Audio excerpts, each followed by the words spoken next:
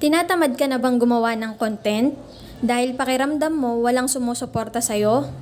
Yung mga kaibigan mo, kamag-anak, or kakilala na akala mong magla-like sa mga post mo hindi pinapansin yung mga video na ina-upload mo?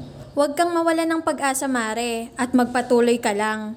Mag-focus ka sa goal mo. Ano nga ba yung goal mo? 'Di ba yung magkaroon ka ng earnings at ma-monetize dito sa Facebook? Ang pagiging content creator kasi mga mare, parang negosyo lang din yan.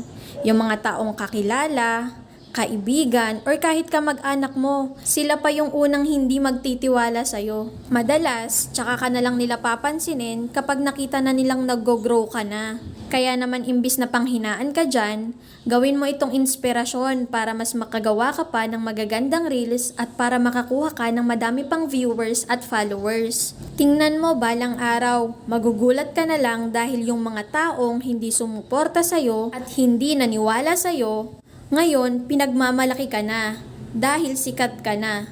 Kaya laban lang!